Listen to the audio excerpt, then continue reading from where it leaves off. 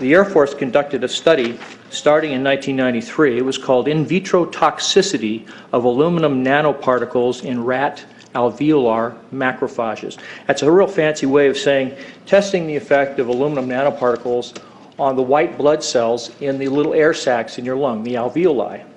And what they found in this 8-year study was that these particles, when you're exposed to long enough, it suppresses the ability of your white blood cells to defend you from airborne infections coming into your lungs. So it suppresses your immune system. But they also found that these same particles, once they get into your system, they can actually go through the barrier in each one of the cells. They get inside the cells, and these particles can actually suppress the ability of mitochondria, which are in the cells that help to gobble up toxins and things that would be harmful to the nucleus and the reproduction process of the cells in your body. These processes are suppressed, and so essentially by breathing this material in, your immune system is dramatically suppressed.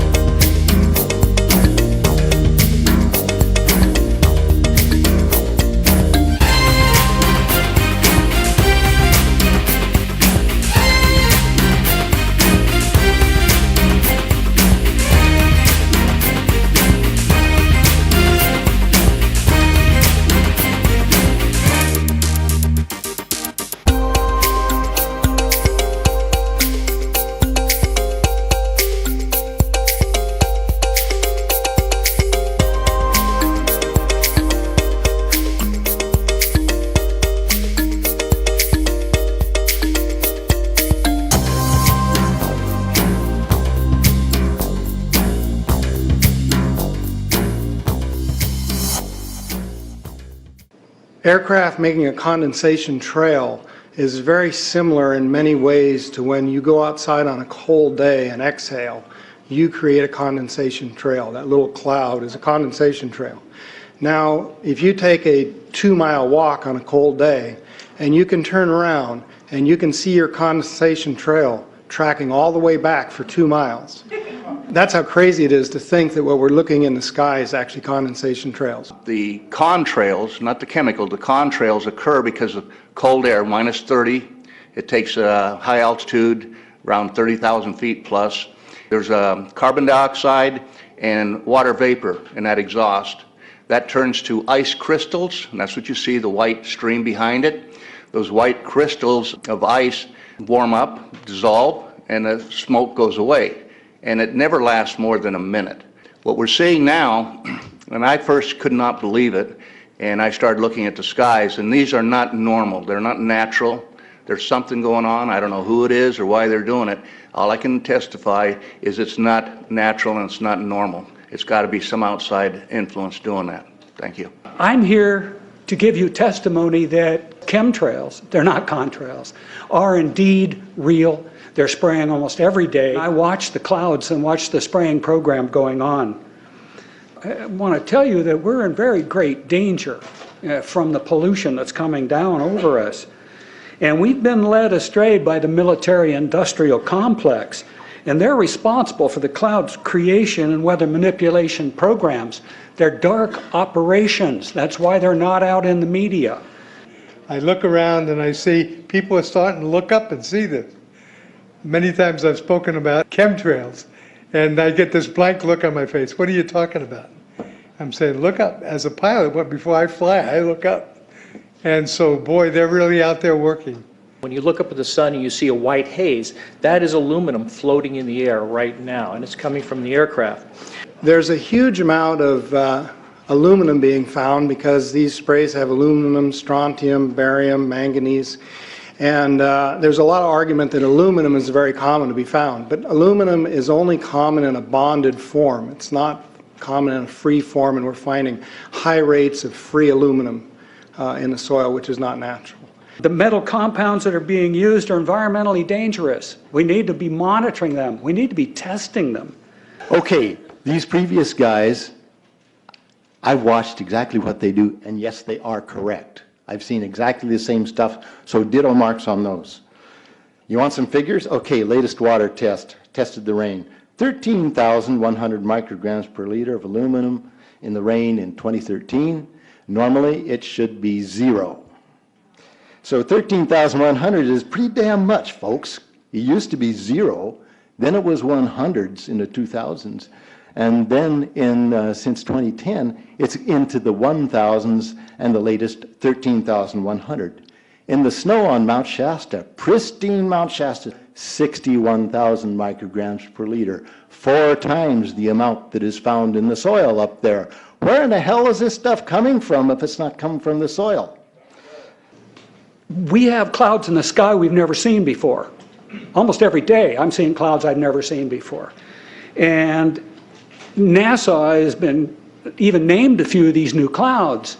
It's really interesting, but NASA is a corporation. I want you to know that. NASA has also conducted a research program in what they call metallized fuels. We're actually putting aluminum oxide right in the fuel because it has 2 atoms of aluminum and 3 atoms of oxygen. So during the combustion process, it releases all that oxygen and dramatically increases efficiency, but it leaves the aluminum in the air.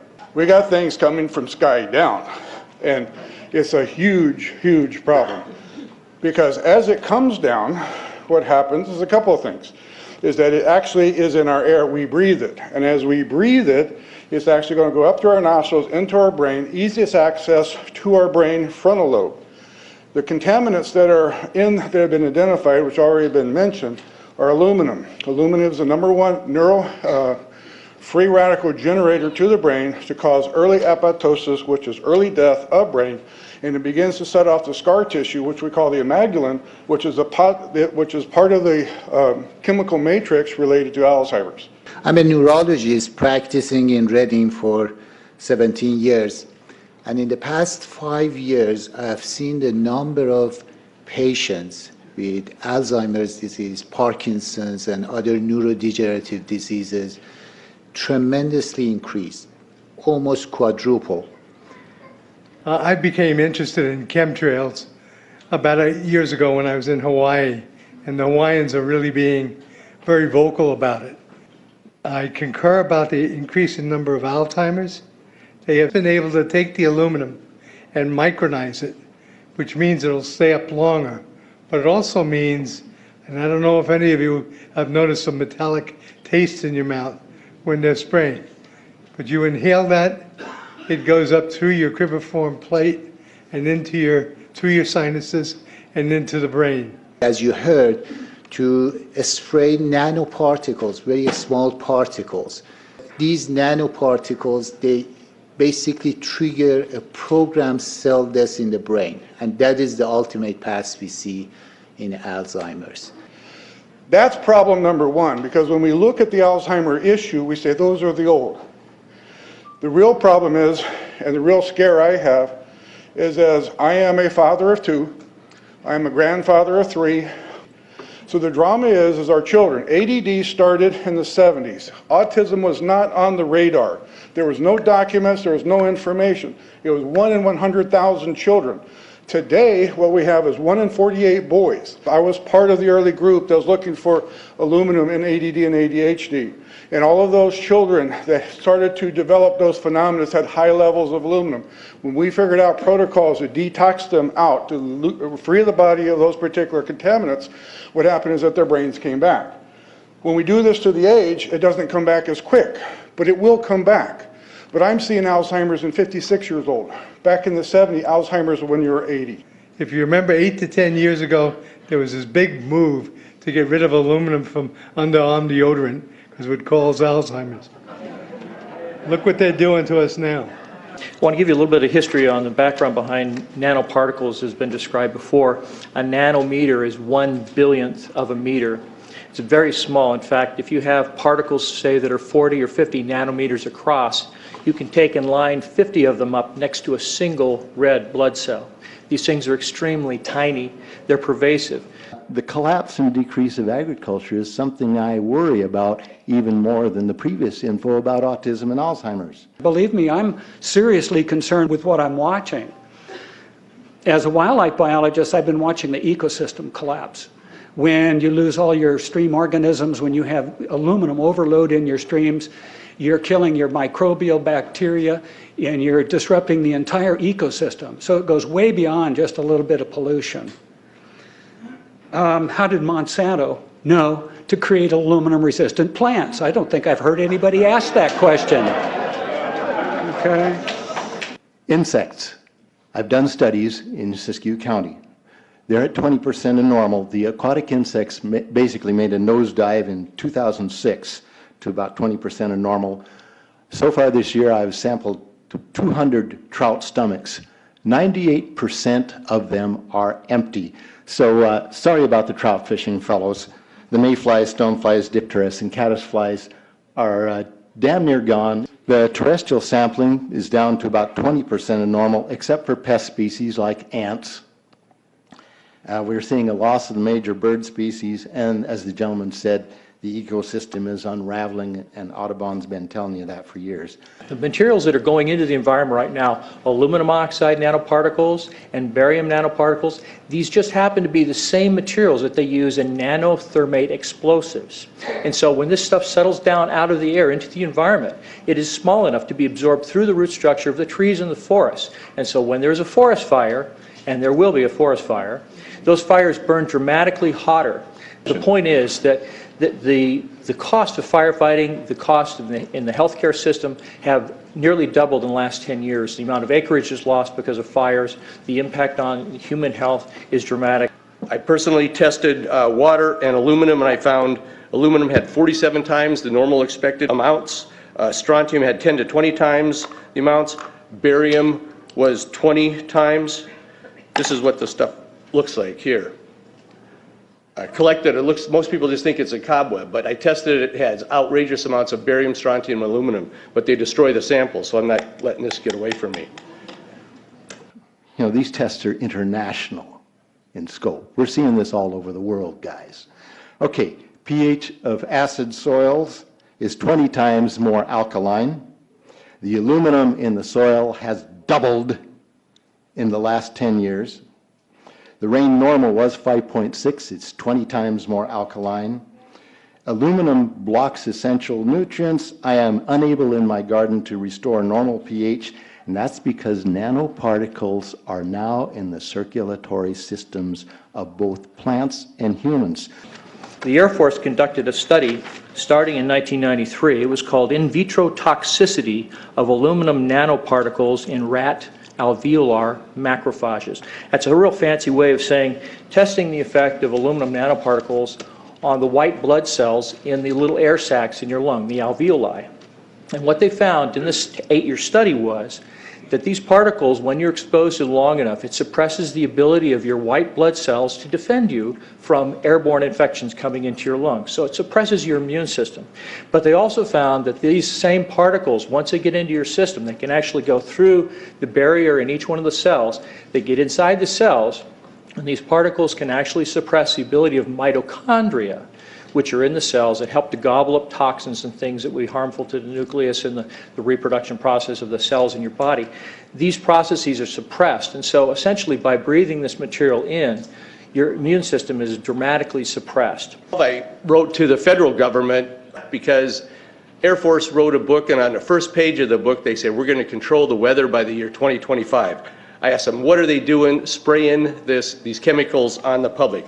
I said there's violation of United States Code 50 USC 1520, which prohibits the American government from experimenting on the U.S. citizens with chemical agents. I said that law also requires who's ever experimenting, when the federal government does it, that they have to report to Congress within 30 days. They wrote back, they said they don't know what I'm talking about. We have enough evidence that there's a spraying going all over the place. We were warned about the takeover of our freedoms by the military-industrial complex by both Eisenhower and Kennedy. They're gaining traction on us, folks. We are in trouble more than just a spraying program. All I can say is it's about time we get up in arms about this, because it is affecting our health. It's high time that we as citizens of this great country take action. Board of Supervisors in Suffolk County, New York, they outlawed geochemical engineering. Hawaii passed an ordinance prohibiting geochemical engineering. I urge you to bar geoengineering in Shasta County and pass an ordinance. At least ask some damn questions. What the hell is all this aluminum doing here? Why are the trees dying, fishes dying? Why is there Alzheimer and aluminum spiking? And why are these fibers on the ground here in Shasta County? Thank you. Thank you, Mr. Mormon. Today, the Shasta County Board of Supervisors has been the beneficiary of some sincere, passionate, and knowledgeable comments. And I thank you for those. I am in agreement with my colleagues about sending letters and a call for action, but I would hope that we could go a step further. I would like for us to send a copy of this video where all of you spoke today, all 2.5 or 3 hours of this testimony, to be sent to our senators and our U.S. representatives, and also our representatives in the state of California. We'll do that. Let them listen to the passion that came out of this meeting today. Thank you. You have the motion in front of you. I think it's understood. All in favor say aye. Aye. Any opposition? Motion passes unanimously.